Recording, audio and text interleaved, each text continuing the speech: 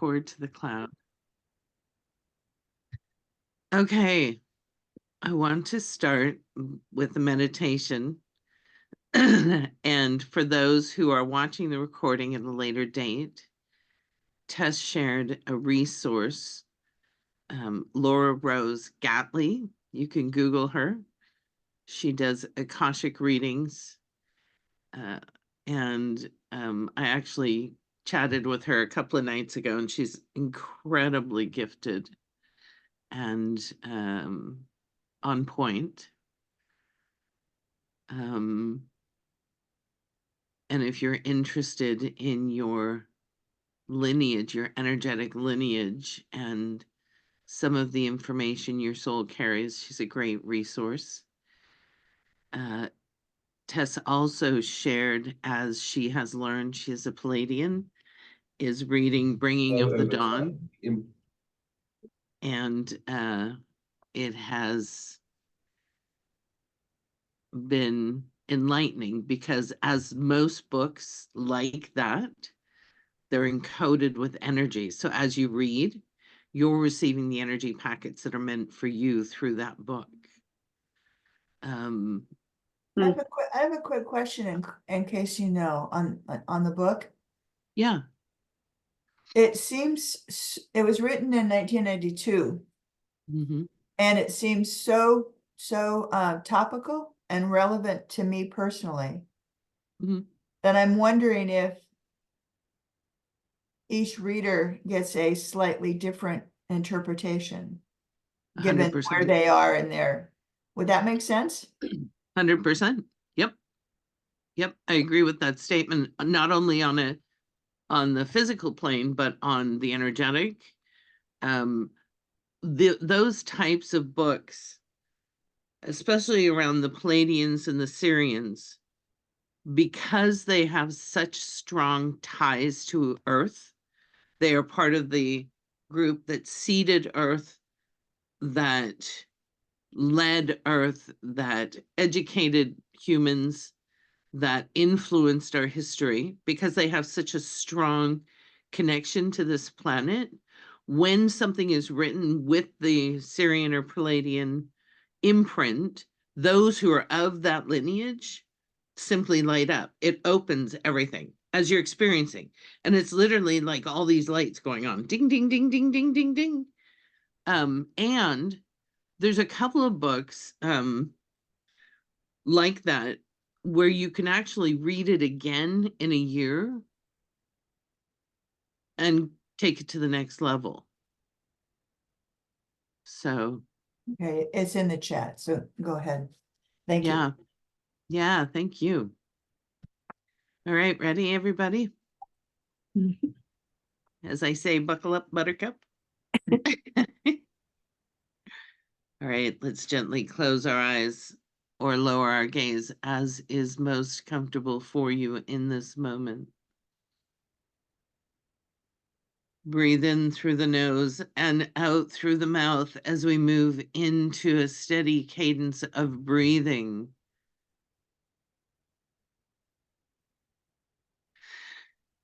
That awakens within you an awareness of your multidimensionality and all that wants to be known. And we will begin with informing our physical being. We will begin by anchoring our beingness on this planet.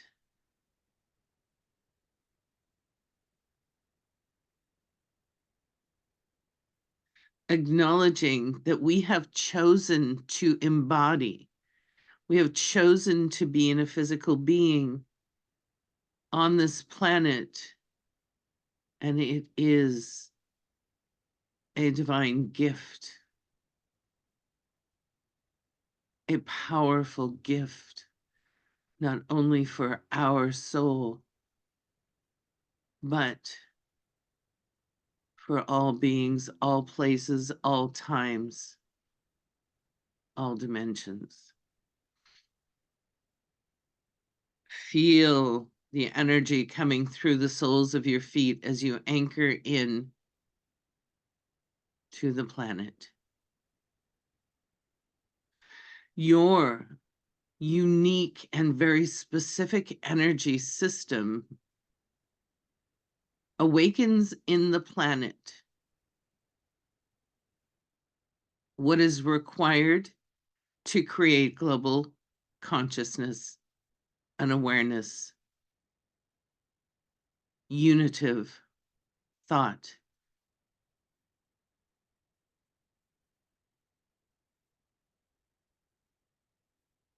And when you connect and radiate,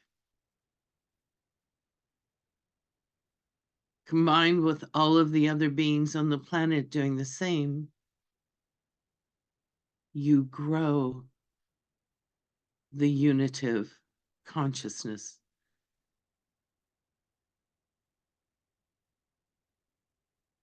Feel as that wisdom infuses your being and you understand, even at an undefined level, that your being is vital for this planet. You are important just because you are you. Allow that awareness to embed in every cell of your being. Feel the gentle pulse of our earth.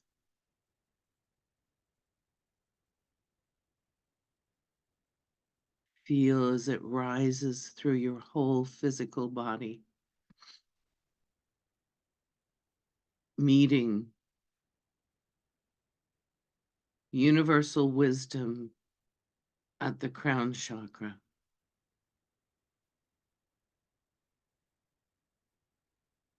And as below, so above. Anchor into your soul, your guides, and the universe, and radiate out your unique energetic signature, which informs and contributes to the wisdom of all that is. Every experience, every thought, every emotion, everything about your existence in the human body feeds your soul, which in turn feeds universal consciousness. And as we inform the earth, we too inform the universe and contribute our unique signature in this life to that which the universe learns and becomes aware of. You are singular. You are important. And you are here for a reason.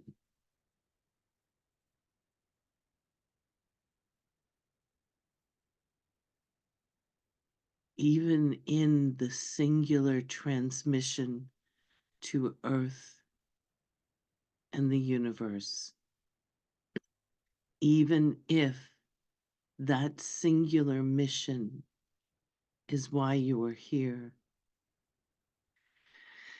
you are important. There's nothing that can replace you. There is nothing that can duplicate you.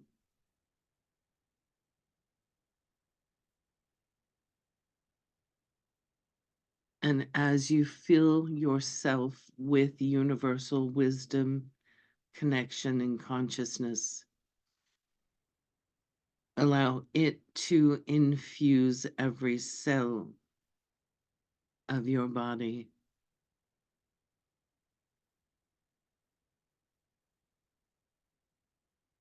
And as those cells fill and are informed as they inform, allow this radiance to flow out of your cells into your energy bubble. Fill that energy bubble, knowing that anything that doesn't align to what is optimal for you will be released. Any cords to people, places, things, experiences that no longer serve you will be released. Any shadows that are carried in our emotional systems will be soothed. Any physical symptoms that want to inform us will be gentled and eased.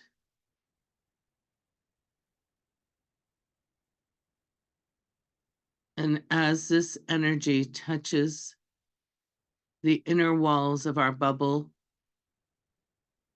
coat them with gold. Coat them with gold so that the radiance may shine back at you and be ever perpetuating.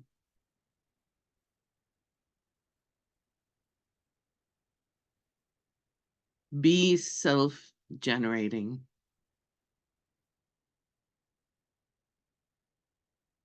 Be self-sourcing.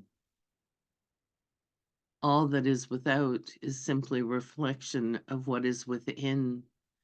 Attending to the within and standing in your brilliance will allow you to bring to you that which is yours to be, do, and have. Even the simple things, even the butterfly that crosses your awareness, or the sound of the chimes, or the smell of a fresh rain, or the love of a friend. Be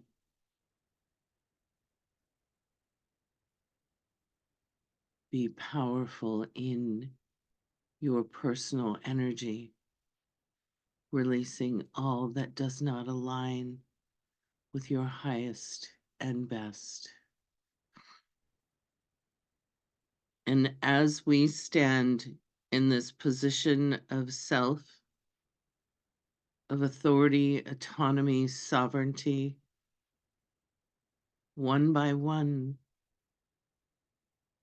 we will think our words and anchor them more deeply in our energy bubble, our awareness, the earth, the universe. This will be a deep anchoring and a mighty call.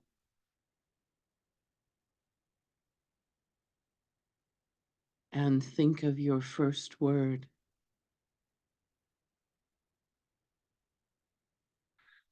Breathe in through the nose and out through the mouth 3 times.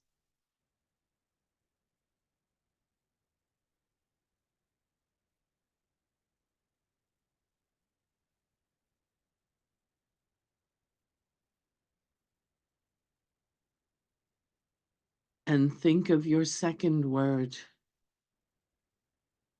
Breathing in through the nose and out through the mouth 3 times.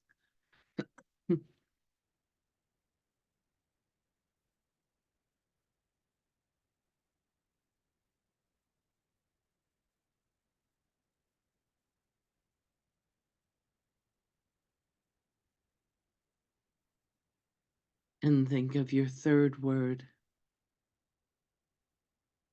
Breathing in through the nose and out through the mouth.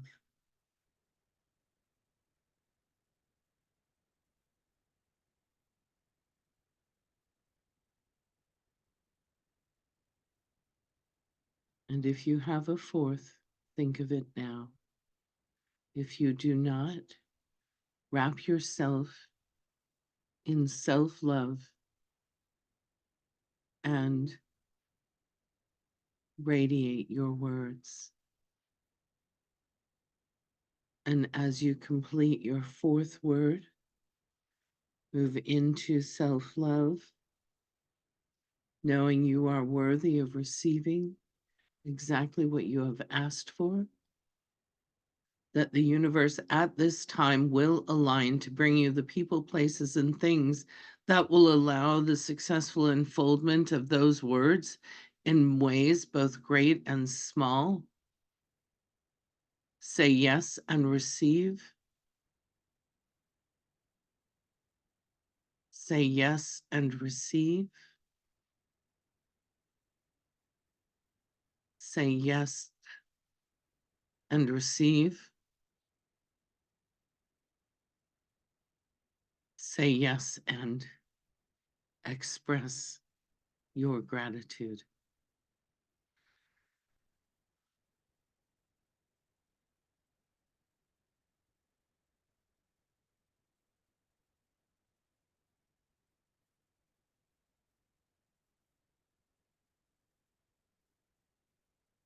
Gently maintain the cadence of breath in through the nose and out through the mouth, or whatever is comfortable for you.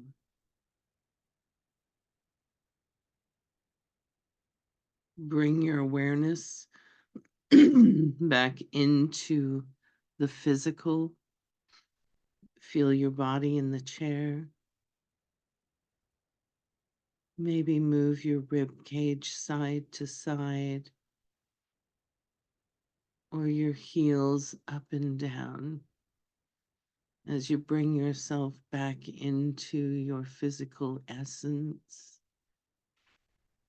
knowing that the tether, the connection to that strong, powerful energy that you felt will always be available to call in. Breathe in through the nose and out through the mouth 3 times as you bring your awareness back into the present moment. And when you are ready, gently open your eyes.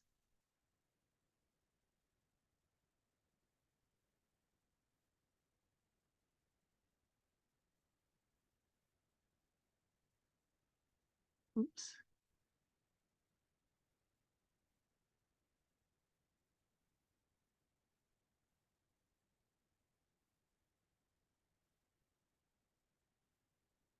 Awesome. Good job. I always have trouble. I feel like my eyelids are glued shut after I get done with these meditations. It's like my little eyeballs don't want to open. All right. Let's talk about what is going on in your world.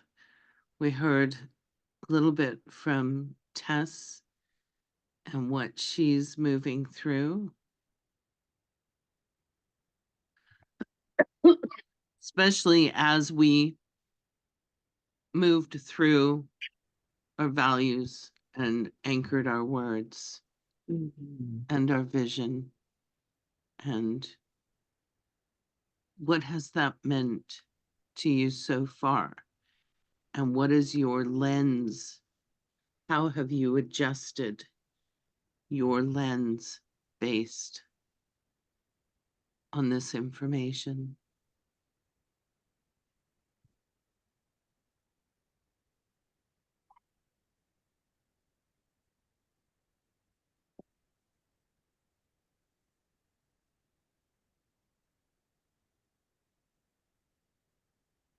Teresa, I can start us off. Okay, thanks, I. Uh-huh. Yeah, I think that, I love the analogy of the lens because it's really our thoughts are the precursor to so much of our reality of what's going on. And for me, just embracing all of it is what reduces my anxiety is the being, not the doing, which I feel like, I should get myself a t-shirt and the matching hat that goes with it, because it's really been letting go of the task orientation that I think was so ingrained, taught in corporate America that, A plus B equals C, and you have to keep moving the ball down the court and so much doing and not being able to absorb the being and how really yummy the being can be with the energy of just accepting the energy and not having to try to figure it out. Do you find when you're in meetings, because you're still very much engaged in the business world and the healthcare world, which is even more dynamic, I think is a nice way to put it. Very much so. Um, do you find when you show up to a meeting that if you're solidly in your being, that it influences how things go? Oh, absolutely. And, that's such a great point. Again, it's releasing the control and not feeling that self-responsibility for the group, being self-responsible for me and owning my own energy and releasing has been just huge. Instead of me trying to bring all these people into my bubble, which half of them I would never invite in the first place, right? If it was a social event, if I was hosting a party, they wouldn't be on the list. But, because I have to do business with them, unfortunately, they are on the invite. And so instead of just being, frustrated and resentful and people's lack of follow-up, it's like, I don't have to own any of that. It's not mine. I'm going to stay in my being. I'm going to stay in my bubble. And darn it, I'm just going to be happy and experience joy. And do you find that going into your being around the outcome you want has influence, whether that's during the meeting, or I'm thinking this is all just dropping in. That's why I'm asking. So apparently maybe I need to hear it, but I'm sure all of us can benefit from it. But going into, oh, okay, thank you. That was wicked random. So I had a job when I was in my early 20s working in a firm that did advertising sales. Oh. So in publications, magazines, specifically topical like medical or architecture. And we had one sales guy, who would sit at his desk and you knew he was getting ready for a meeting because he would get up and he'd pace back and forth and back and forth. And finally got up the courage to ask what the hell he was doing. And this was every time before he got on a call, every single time. And he said, I'm just visioning what I want the outcome of the meeting to be. And of course, he had the highest sales in the company. So how do we apply that? Yeah, especially now. I was in my early 20s. That was a really long time ago, right? how do we apply that now in our world today? Or do we? I don't know that well, I do when I'm teaching, but do we consciously go into, here's the outcome, I'm going to go into meditation, I'm going to hold the outcome that I think is optimal or better, right? Because you don't want to be so prescriptive that you cut off other magical moments. Is that something you do, Heidi? Oh, absolutely. It's like I don't really want to be disturbed, so to speak, before, sometimes people, they want to talk to you before the meeting. And usually I felt that compelled to answer every time my phone rang. And it just was messing up my vibe. And it's like, so for me to carve out that 5 to 10 minutes before meetings start is I'm busy because I'm busy doing me and not feeling guilty for that.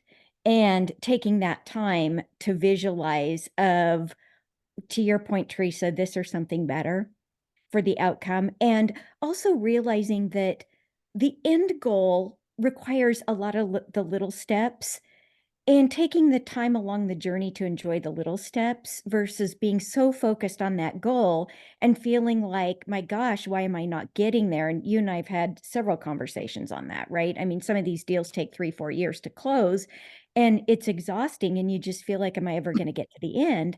Instead of taking the time to celebrate those little wins along the way, it kind of makes it a lot more fun. It does. And more fun, but for me, it would be less stressful, Totally. less anxiety and frustration. Yeah, because you just don't feel you're spinning your wheels. Why am I not over here? But what you're not realizing is you're actually getting closer to over here and you're missing out on the joy of the journey. Yeah. Yeah. And how, if you miss those steps, they would fall apart and you'd have to take a detour. So true. So Yeah. true. So I can relate that to everything. Whether it's Easter with the family or a business deal Mhm. or bringing something into the public eye. And this goes back to some of our foundational conversations, which include our being is the most influential part of ourselves. Mhm. So true. Yeah. Yeah, Cindy. It's interesting because what's happening for me in this conversation is, I've been processing so much from inner MBA and the whole notion of moving into not being in charge or not having an agenda and really trying to be part of the group and also willing to step up and say things, but without the intention of, well, this is where it needs to end, or this is the end goal.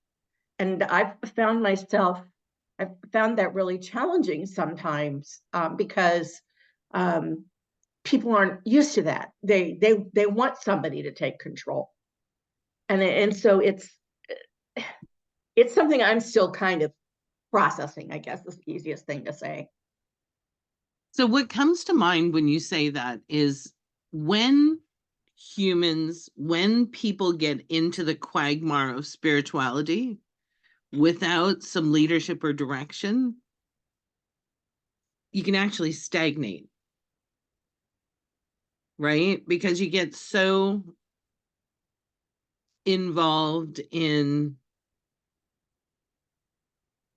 I call it the peace, love, chicken grease conversation, because we want to love and we want to be peaceful, but it ends up just being really greasy and slippery and nobody forwards the agenda. They all get stuck in this quagmire of ick. And so And Cindy, I'm sure you run into this, as does everyone here, being somebody who comes across as a leader, as a guide, as a mentor. We then step in and direct to the best of our ability. And then individuals are a choice to hang out or take off. Does that resonate? I think for me, it's still an emergent situation, and taking in all the various approaches and angles and ideas, whether you're talking about the immunity change or you're talking about Steve McAdam and his philosophy. There's part of the problem is that there's some groundwork that has to happen before you get to that point where you get buy-in, participation, interest, willingness to participate to get to that point. And I think that's the challenge sometimes, because that is a process and it's not going to happen overnight. Yep, agreed. Any thoughts, you guys? I will just say this is, Cindy, I love what you said is it's a process. And I think sometimes that's where we get frustrated, right? Because we see the end goal where we want to be. And it's like, for crying out loud, I feel like I want to put on a pair of tennis shoes and run there, but I got army boots on and they're heavy. And it's like, I'm slugging through it to get there, right? It goes back to enjoying the journey. Sure. Anne? And Heidi, does that have to do with releasing things along the way that don't or impede? Oh, and I would absolutely agree with that. And I think also it's the control. I mean, all of us are successful, right? So how did we get here? It's like, you had it, and we're women, right? We multitask well. A lot of times in the situations that I'm in, I'm with 10 men. And, I'm viewed as the secretary and the reminder. And it's like, well, hell, I just jump in and do it, because if people aren't getting off their ass, right, I want to get it done because I want to get to the goal. Is really stepping back and realizing I don't have to take control, or even better yet, ownership of all that. And that's a huge one, because I'm a control freak. I mean, board certified, bought the t-shirt. Again, I got it all. I'm the billboard. And it's because I think I'm so passionate, but I'm trying to really, and working with Teresa has helped me, is being able to identify the passion and feel and resonate with the passion, but not always having to be in control of the passion, and letting universal energy and the guidance step in. I mean, you guys, we have so much support universally. And I just think sometimes we're so busy being busy that they're like sitting on the sidelines, twiddling their thumbs, just waiting for us to invite them in to support us, Mm-hmm. So I think that's why Funny that. how, sorry. Sorry, go ahead. It's funny how we're all in different walks of life, but we're all doing and experiencing the same thing. And through Teresa's meditation, it brought that to light. I've been really working on just that, as where are my dials? Where's my energy? Where is my energy bubble? Where's the Teflon? Where's the Teflon? Damn it, maybe. And so it's envisioning what can be and more, but it's also like all these little things. I loved what you said, Heidi, about celebrating the steps along the way instead of looking at, oh my God, this is a lot of work, and where's the end goal, and why didn't it already happen? Yeah. So agree. And it's been life-changing. I have it. And the couple examples that just come to mind that I'm thinking about here. Here we are coming up to the Easter weekend, and I would categorize myself as a recovering Catholic. But I do remember in college, it was one of the younger Jesuits had just explained like the supermarket Catholic. Like it's okay to be a supermarket Catholic because you go in to the supermarket and you get what you need that nourishes you. And it's not you don't have to take it, you don't have to get everything. And then as we know with supermarkets, it's the healthier items that are on the outside because they all have all the fast processed food, or even when you're checking out at the grocery store, right? They have the little grab things that are going to help you, gum or mints or chocolate, whatever, batteries, whatever it is. And it's like, yeah, you can treat it like your spiritual, the spiritual journey as go into the supermarket and get what nourishes you instead of everything else. And not everyone's going to have the same thing in their shopping cart. And the other analogy that someone gave me too was, as I try to, if you're going on a trip, if you're going on a journey and you go and you land at the airport and you go to the baggage claim, you get the cart and you try to load everyone else's baggage and yours, you ain't going to get out the door. You're not going to get out the door. And that's what I've been also saying. Hey, I've been picking up some of this baggage from other people, and definitely as an empath, and just like, is that mine? Just like Heidi was saying too, is that mine? No, that's not my bag. And put it down, which is really interesting because I just was having a conversation about how many black suitcases, right? And when you are at the carousel and it's like, is that my black bag? Is that my black bag? I need to get a different color bag. So, or put a wrap around it or a string around it because they all look the same. And then you have to look at it. Is that mine? No, it's not mine. And then put it on your cart. Otherwise, you're not going to, I can just imagine. And I have done that where I have that cart spiritually and I've got everyone else's baggage on it. I got enough baggage, so I can deal with that. So I don't need to pack up everyone else's because otherwise I'm not going to be on this trip. Yeah, 100%. And doing the self-inquiry. Is this mine? Is this for me?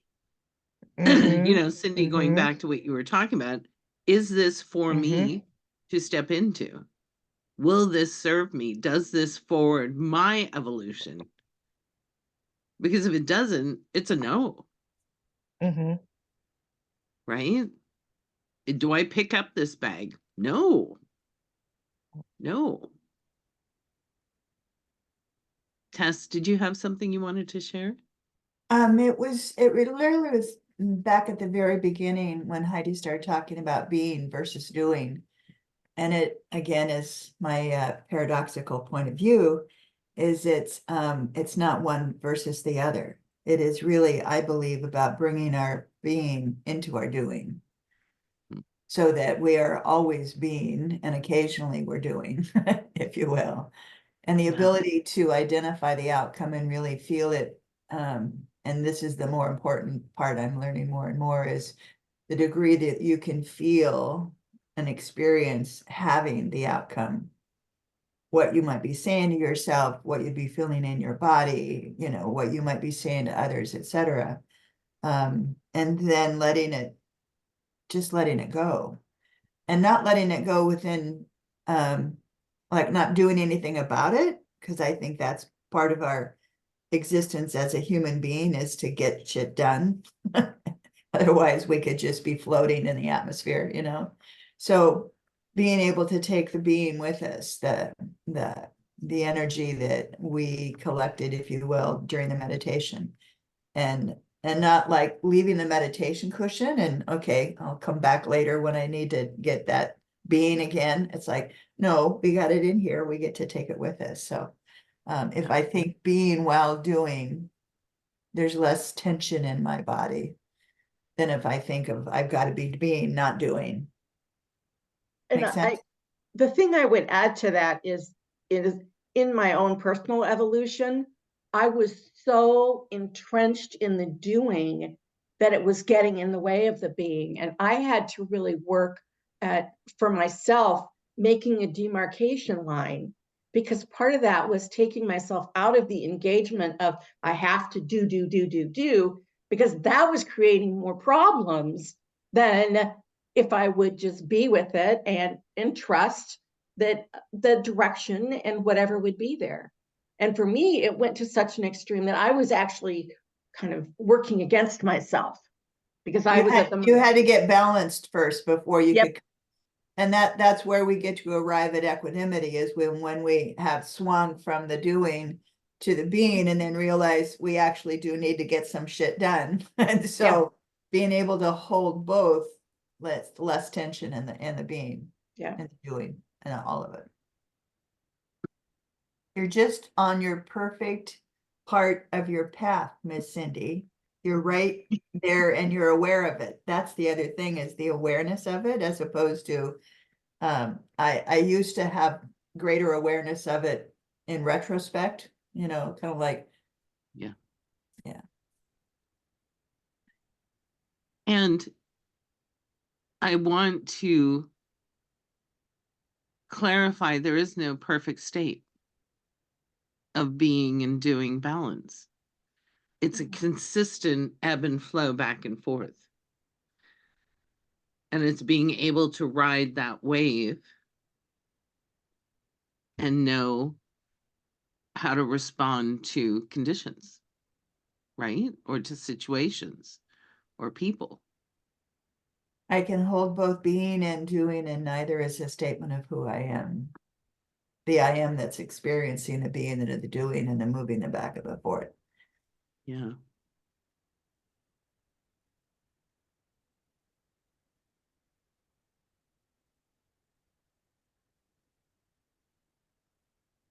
I think for me, when I go into it, the being far more defines the I am, or the I am defines the being, and the doing is the result, is the outcome of tapping into that. But I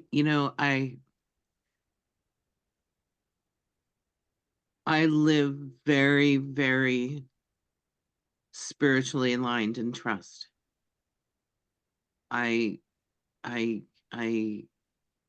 have never in my entire existence lived from this place, and it continues to grow. And things have never been easier or more fun. And that's the objective, right? Ease. Letting go of efforting, knowing that things can flow to you.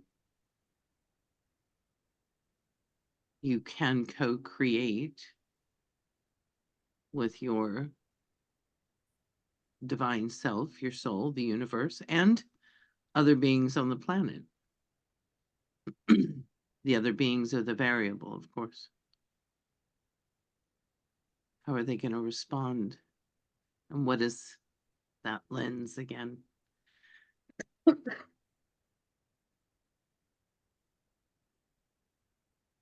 are you doing down there? Well, you're at the bottom of my screen now, Dina, so that's why I said down there.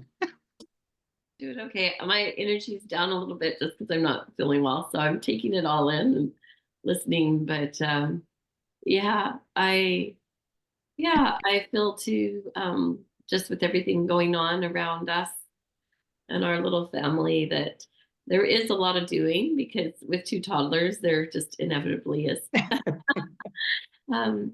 But I think it's also been a very powerful opportunity just to ground in myself and what really truly matters.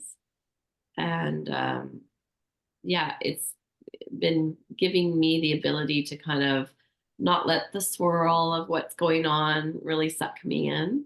And so, yeah, when you were talking about the balance between being and doing, I almost kind of envisioned a bit of a rudder, that in a infinity sign, that kind of goes back and forth and back and forth.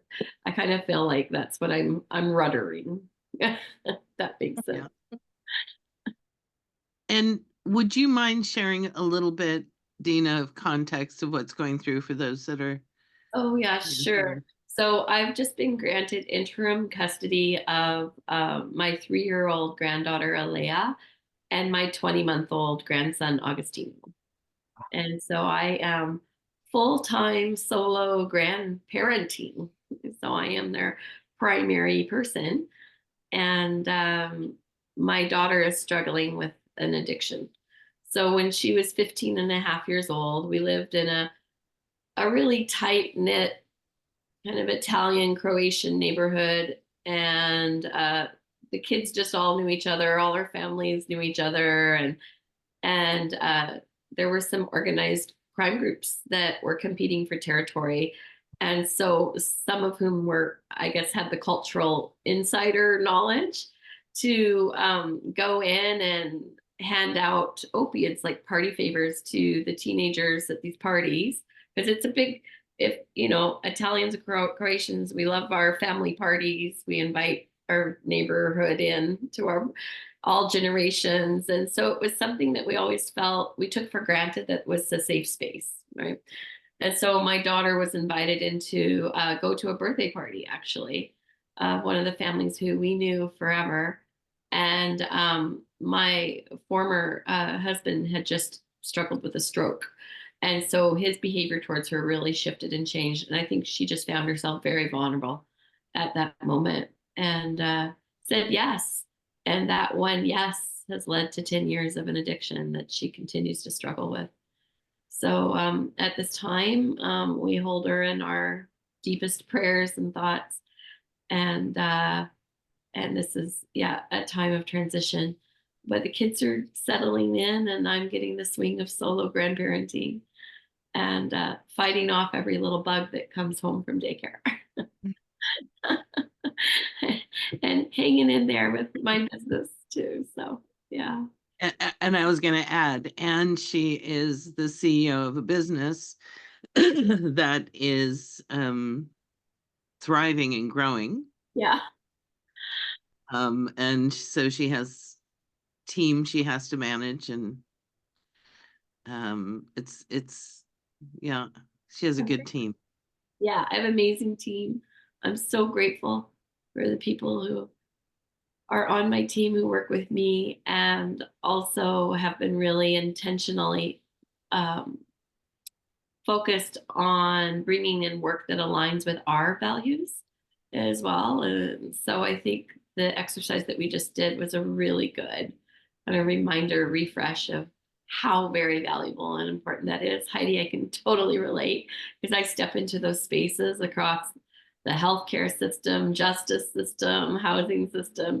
And some days you just want to like pull your hair out, you know, like there's more ego than there is air in those rooms. And yeah, so I think just, yeah, making sure that my rudder is top form when I step into those spaces. Yeah, it's important. Yeah. Thank you, Dina.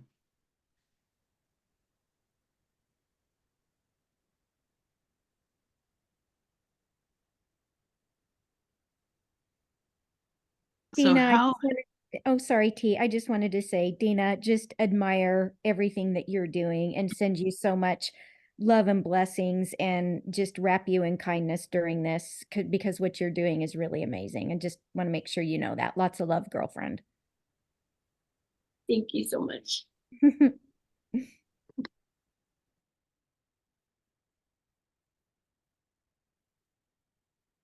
So how do you look at your world through the lens of your values? How has that worked for you, or have you done it? I love what Dina shared because her lens is really in two directions. And yet values are immutable, right? So as you look at your values, are they aspirational? Are they around your world? The lens through which you want to create and view your world?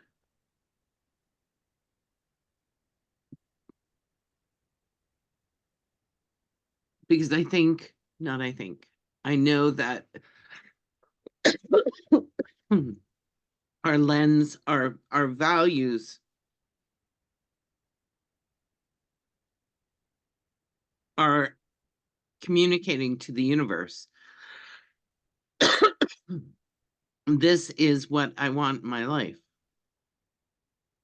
This is how I want to thrive and grow and live and play. This is what I want to infuse into my experiences.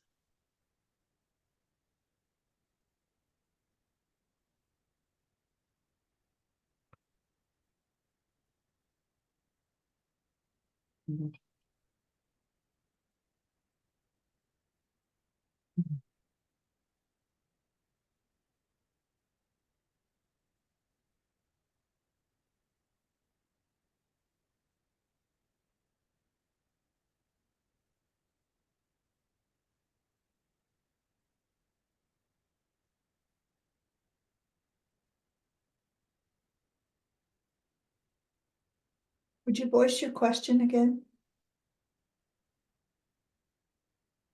How has declaring your values informed your world? How do you view your world now through the lens of the values that you've adopted? Or has it? Is it simply a reaffirmation of what was already there? Well, for me, the value of actually documenting them and declaring them as a primary focus. Well, first of all, the 3 words were helpful for that, just because each time I look at them, it's kind of like checking my report card on how am I doing, you know?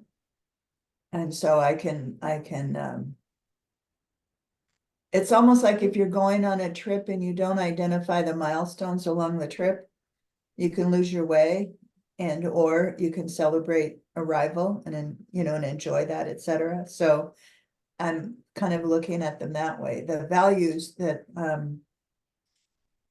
included for at this time in inspiration, equanimity, presence, connection, wisdom, awakening.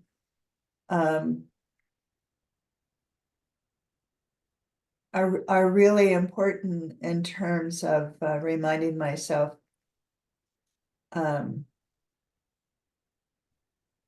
the value of them and experiencing them for me, as well as the energy that I share in the world around me. Yeah. So it's almost like it's not only an invitation to me, it's an invitation to anyone else who might resonate with them. So I think I'm doing more of filtering my experience through them. You know what I mean? Mm-hmm. Both filtering and evaluating and continuing to make sure that they're a priority. And, you know, to what degree am I behaving in alignment with what I set them to be for myself? Worth the price of admission, my dear. Thank you. That was well stated. I love that, because it is when we draw our attention to something,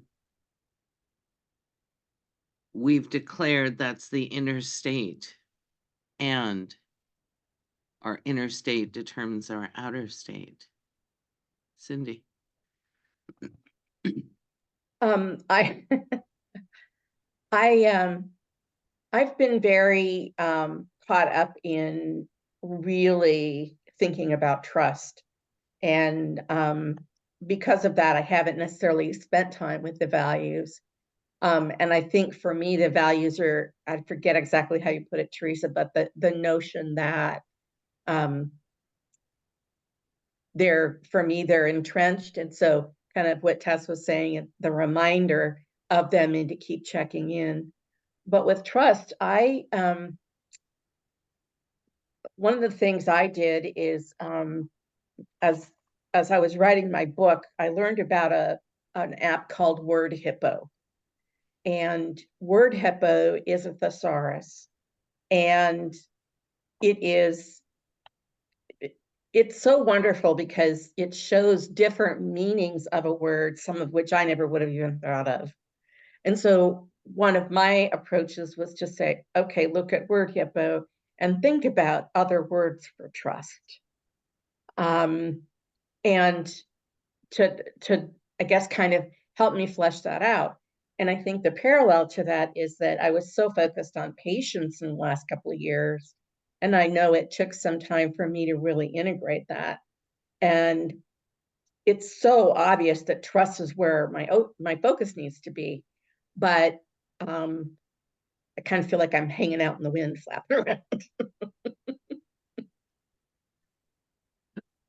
So tell me more about trust, because that's actually a subject that I've done some research on, because I eventually want to do a video, because I think trust is the foundation for manifestation and co-creation. Yeah, it's interesting because when I went on Word Hippo and just reacted to some, as I looked at the different words, there were certain ones that were like, yep, that goes. So ones that I associated with that were faith, freedom from doubt, acceptance, optimism, calmness, expectation. Put acceptance in there twice. Believe, confidence, and gamble on. And that one caught me off guard. Question, what are the benefits of doubt? Oh, there definitely are benefits of doubt. Absolutely. And I think the thing is, when you're trying to put it in a positive context, that's why there were certain words I didn't go with. And I think that you get to the freedom from doubt by working through it, and seeing what there is to learn along the way. Yeah. Doubt's like a milestone, isn't it? Or a mile marker. You don't actually get freedom from doubt. On this Right. plane, if Yeah. there is trust, there also must be doubt, because they define one another. So you will experience doubt, and if all you want is freedom from it, you'll be frustrated. If you trust that doubt has its place in the world, in order to recognize trust, then you can hold them both. And neither of us are a statement of who you are.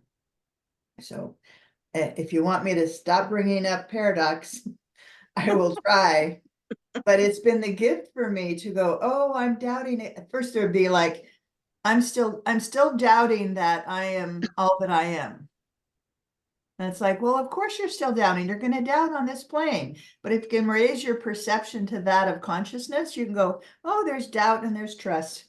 And now when I feel doubt, I go, oh, good, I'm on my way to trust again. Thank God. Yeah. It's interesting, Tess, because I agree on the paradox, and for me, doubt has become so small that it is that momentary check-in that you characterized. Oh, there's doubt. Or, oh, for me, it's an incongruent feeling. It's an incongruent energy. It's an incongruent thought to who I am, to the I am, right? Which to me is, as you said, that mile marker that brings us into deeper levels of trust, that cultivates the deeper levels of trust. And I I love that. You're so good with the paradox, aren't you? Would we ever recognize trust deeply with no experience of doubt? No. We wouldn't recognize it because doubt, the absence of doubt is trust, the absence of trust is doubt, and so they do define one another. Yeah. And then it's kind of like, oh, then I can relax. I don't have to beat myself up because I doubt it. Of course I'm going to doubt. With everything we see on TV and in the news, God, I hope we're doubting some of it. Yeah. You're ready for a podcast, Tess. You need your own podcast. Well, actually, I'm in the midst of working with this marketing person who led me to the Pleiades, all this other stuff, to promote a course called The Paradox of the Enneagram. It's a paradoxical view, a spiritually paradoxical view of the Enneagram. And a woman I've been studying with for years has developed this course that I've learned from her. And it's the most powerful body of work that I have understood at this human level. And she's 77 years old and is like, oh, I still got to earn money. And I go, yeah, bringing this body of work into the world. Yes, good idea. Good idea. You're worth every nickel. So there's a class starting in June. Yeah. And Teresa's going to have my friend Ragini do a podcast with her, and she'll talk more about that. It's based on the psychology of the mystics, so that we too can be mystics in the marketplace, especially in the healthcare industry, Heidi. But in every aspect of that, we have to be in the marketplace. It's just part of the game that we're playing.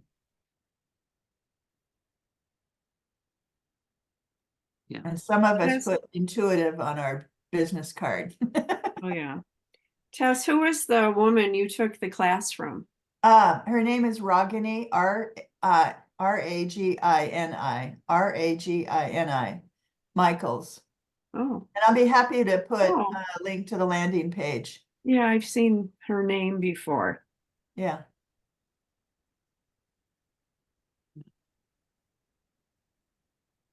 That's the key. There's so many amazing bodies of work out there. Yeah. What are you drawn to? Well, What and is it really gives me hope in the context of the VUCA nature of the world. VUCA being volatile, uncertain, complex, and ambiguous. And Heidi, that's before you even log on to work, right? You know, then you get to go to work and go, oh God. And some companies exacerbate it to the extent that it's drives us to this kind of work. I mean, I can be grateful for the complexity of the world that brings me to this nature. Oh my God. Tess, I love that. Absolutely. And then we have people like you all who will go out Yeah. and redefine how we do business. And that's the objective, is that we seed enough people with alternative mindsets that we redefine our relationships, including the ones in business.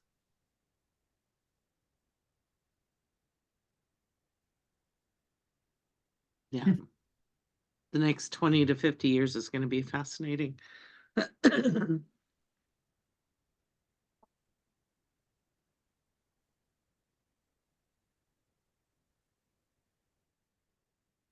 How about the rest of you? How is it going?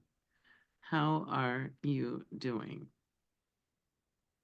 Anything else you want to add?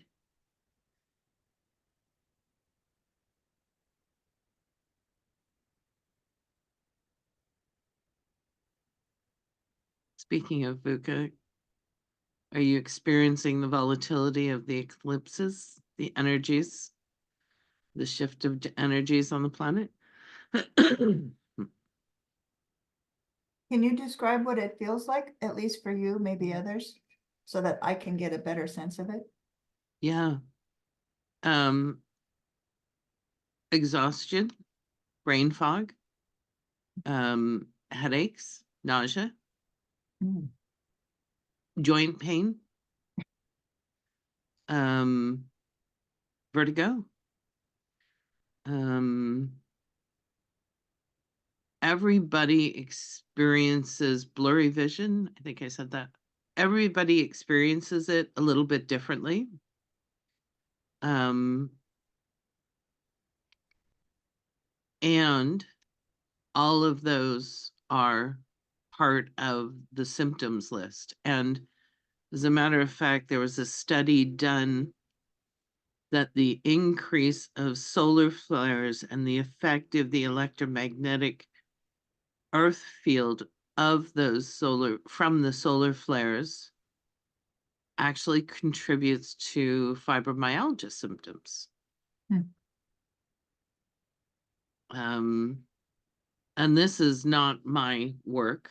This is Pam Younghand's work. She shares in depth on Facebook, and I've had her on the show twice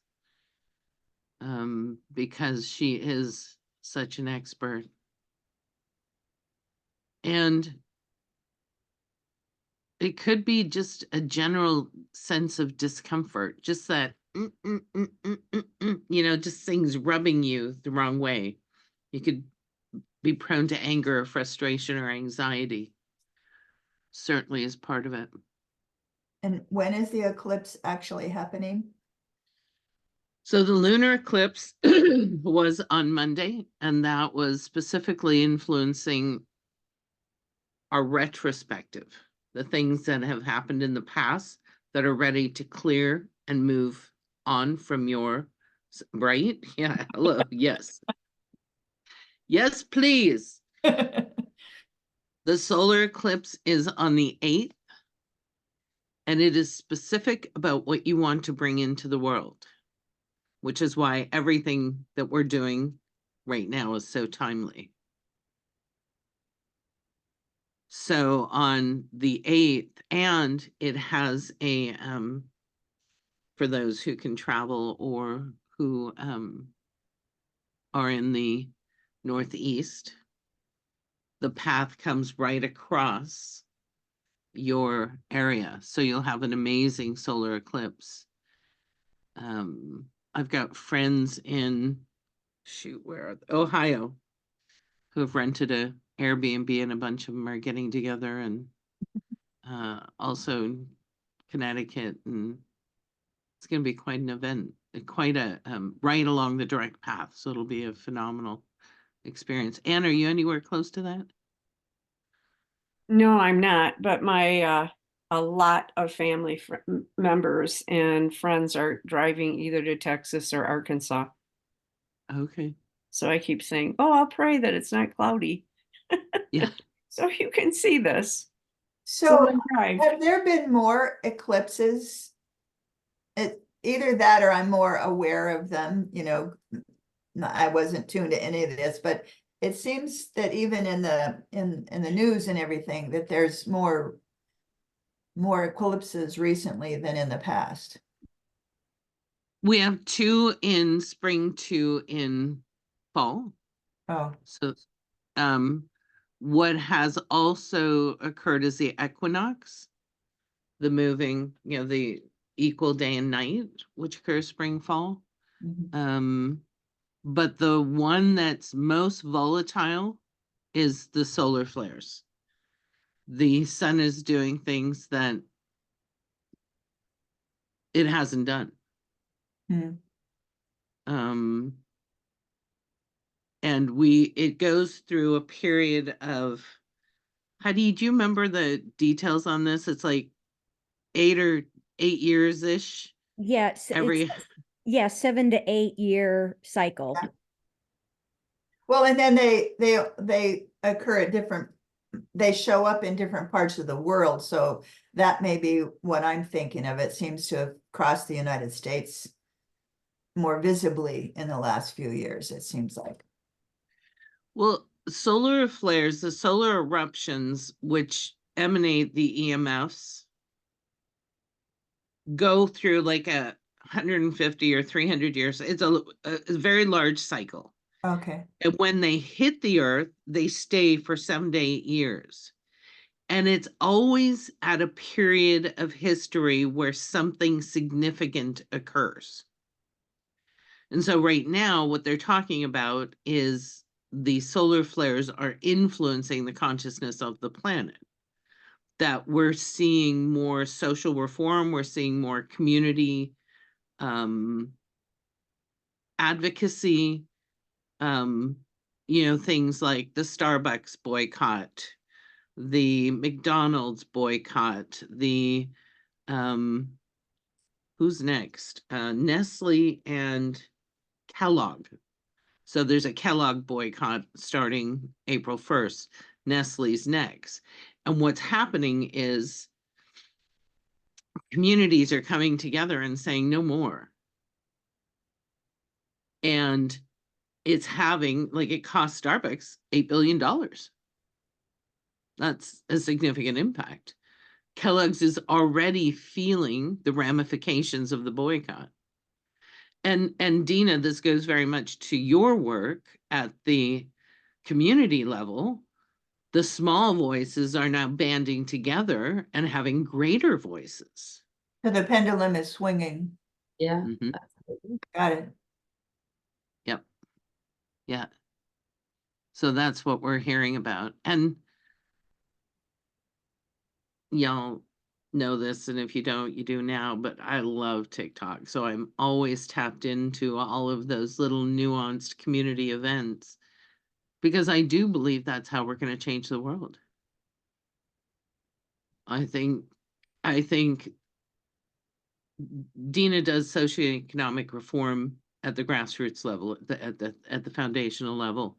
I think that combined with communities such as what we're seeing on TikTok having a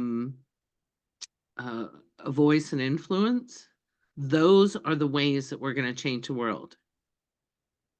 It is not going to come from the higher places, the corporations and government structures.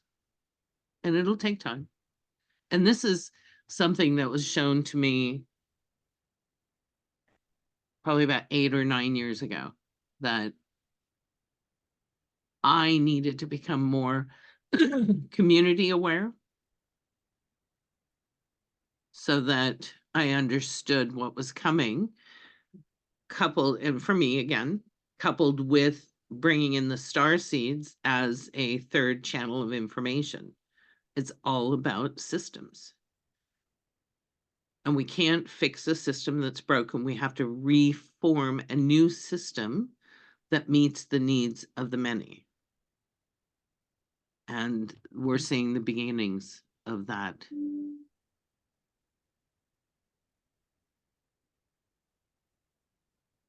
And that's why this work, what you guys are doing, what we're doing together is so vital. What do you want to see in the world? You don't have to do anything. You have to believe that it can exist.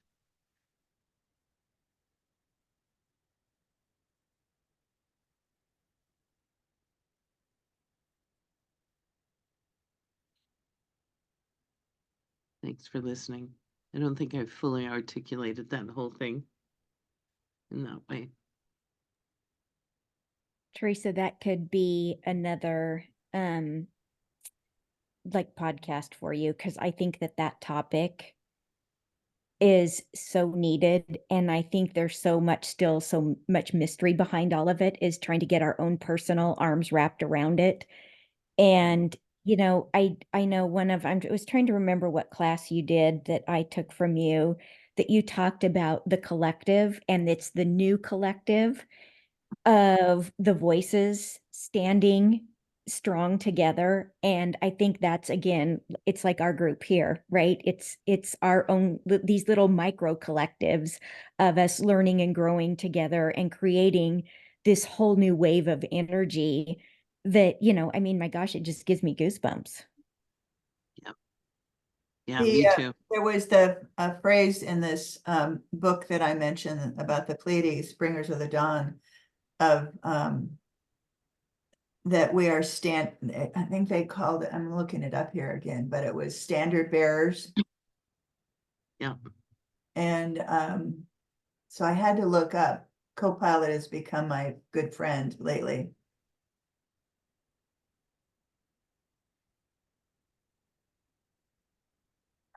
Oh, tell me about being a standard bearer for the soul. And it says, in broader context, being a standard bearer for the soul could symbolize someone who upholds spiritual truth, righteousness, and integrity.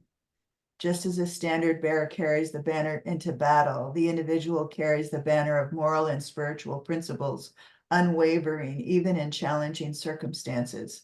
The commitment to truth becomes their law, and they stand valiantly for what they believe. So, being a standard bearer for the soul involves embodying truth, defending it, and remaining steadfast, even when faced with adversity. That's exactly why I'm on the planet. Mm-hmm. Yeah. And it's not rigid. It's very much like leather versus rock. Still, you don't penetrate it, but Yeah. it's got a gentleness to it. Yeah. And that's why we saw the government respond to closing TikTok down so quickly. Like, we've never passed a bill that fast. Ever. And they had it done in days. With over 90% agreement, because the billionaires and the trillionaires were influenced negatively.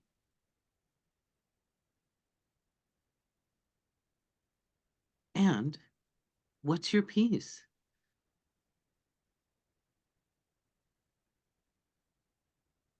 That's the opportunity that presents for you. What's your peace? What is the information you are here to share? And when I brought this class, Alchemy, in, because it was all channeled, I didn't make this up. This was 100% channeled.